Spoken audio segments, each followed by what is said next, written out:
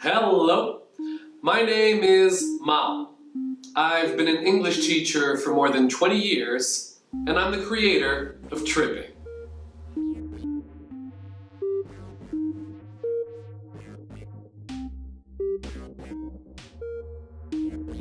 Okay, step one. If you haven't signed up for Tripppin yet, do so now. You can pause this video and go to www.trippin.com.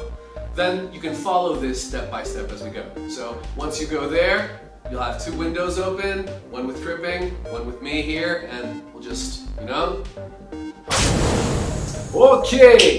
Okay! Tripppin is a story that goes around the world. It covers 12 countries and begins in Australia. So you need to click on Australia. Okay, you should now see the 7 first stories that make up Go Tripppin Australia. If you click on the first one, Sunset over Sydney, that's it. See? It opens up to the menu of the videos that make up that first story. So the first one is, yes, Sydney is gorgeous. Click on that. Good job. So now, you see this first video, all you're going to do is you're going to ask your students to watch. Alright? Now, if they're at a very basic level, remind them that they probably won't understand much. It's not a problem. It's not a test. Get people comfortable. Alright? If they're higher levels, don't even tell them what it's about. Click on it. I mean, by then, they'll understand that, you're in Australia, it's going to be about Australia, so just click it and let it go. At the end of the video, once the video's done, you'll see there'll be a next button. But don't click on it yet. Don't click on it yet because, first, you want to check to see whether your students understood, right? You want to sort of pre-teach it if necessary. What did you understand? Get some words from them. Get them to speak to each other. Then who's in the video? How many characters? What are their names? Can you describe them?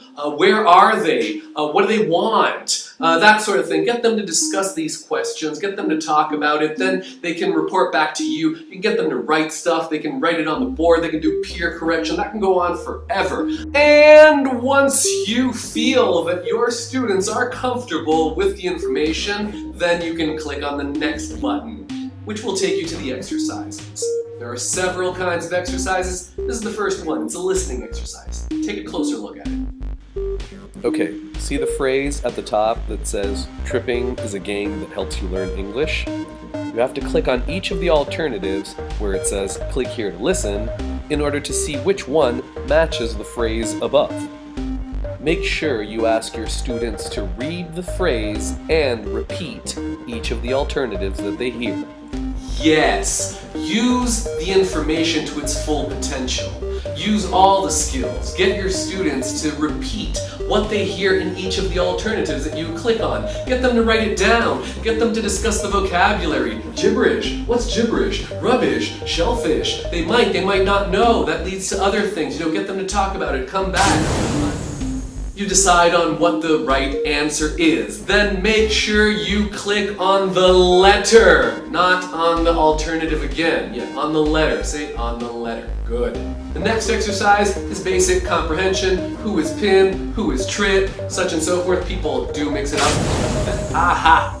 Vocabulary exercises. Very, very good on Tripppin. If you see an underlined expression on Tripppin, that means that you can click on it. If you do click on it, it will open a window to our Pictionary with explanations in text, audio, and pictures. You can do all sorts of activities using these when you're explaining to your students. Take the opportunity. Ask them to come up with expressions, explain expressions, use the information they see to actually write a small little report about expressions.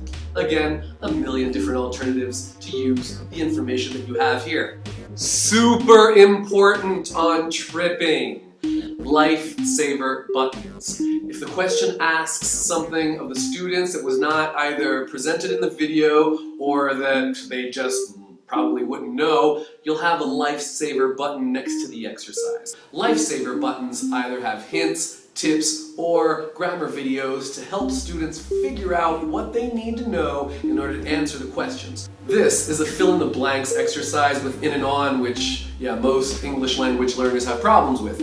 Obviously, when all the boxes are green, they're all correct, you can then click Finish and get to the score page. Score on Tripppin is a mixture of how many questions you get correct and how quickly you do the exercises. So, if you get 80% or more correct of the questions, you unlock the next video in the story. If not, you go back and try again, and again, and again, until you get it right. That way, students who know less practice more. So, if your students got more than 80% correct, they have unlocked the next video. Video 2 follows the same procedure.